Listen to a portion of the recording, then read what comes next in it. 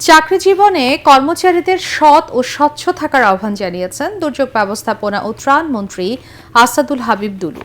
দুর্যোগ ব্যবস্থাপনা অধিদপ্তরের নতুন নিয়োগ পাওয়া কর্মচারীদের 2 দিন ব্যাপী ওরিয়েন্টেশনে তিনি এই আহ্বান জানান।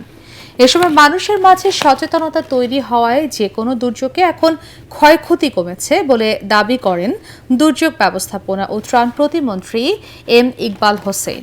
মিজান শাহজাহানের রিপোর্ট। দুর্যোগ ব্যবস্থাপনা অধিদপ্তরের 8 পদে 188 নবীন কর্মচারীদের নিয়ে 2 দিনব্যাপী ওরিয়েন্টেশন। অধিদপ্তরের সম্মেলন কক্ষে নিজেদের অনুভূতি ব্যক্ত করেন নবাগতরা। এখানে পৌঁছানোর পথটি সহজ ছিল না। অভিজ্ঞতা ও বাস্তবতার আলোকে নতুনদের বিভিন্ন দিক নির্দেশনা দেন সিনিয়র কর্মকর্তারা। এ সময় কর্তৃপক্ষের কাছে বিভিন্ন দাবি উপস্থাপন করেন DRRO অফিসার্স অ্যাসোসিয়েশনের নেতারা। আমাদের এই অধিদপ্তর এই মন্ত্রণালয়কে স্যার আপগ্রেডেশন করুন। বাংলাদেশ দুর্যোগ প্রবণ দেশ, এই দুর্যোগে আমরা মানুষের পাশে দাঁড়াচ্ছি, বিভিন্ন ঝুঁকি নিয়ে আমরা কাজ করে যাচ্ছি। আমরা দুর্যোগ ব্যবস্থাপনায় যে রোল মডেল হলাম সেখানে কিন্তু প্রত্যেকের কন্ট্রিবিউশন আছে। বিদ্যমান বিভিন্ন সমস্যা পর্যায়ক্রমে সমাধানের আশ্বাস দিয়ে পুরো চাকরি জীবনে কর্মচারীদের সৎ ও স্বচ্ছ থাকার আহ্বান জানান দুর্যোগ ব্যবস্থাপনা ও ত্রাণ মন্ত্রী আসাদুল হাবিব দুলু।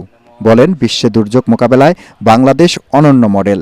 সাইক্লোন, কখনো টর্নেডো, কখনো বন্যা, কখনো বজ্রপাত, কখনো ভূমিকম্প, সবসময় আমাদেরকে প্রস্তুত থাকতে হয়। এই দুর্যোগ মন্ত্রণালয়ের মাঠ পর্যায়ের কর্মকর্তা কর্মচারীদের অক্লান্ত পরিশ্রমে আজকে বাংলাদেশ দুর্যোগ মোকাবেলা একটা মডেল হয়েছে বিশ্বের কাছে। এ সময় একই মন্ত্রণালয়ের প্রতিমন্ত্রী এম ইকবাল হোসেন বলেন, সবাই মিলে একসঙ্গে কাজ করলে আগামী সময়ে দুর্যোগ মোকাবেলা কঠিন হবে না।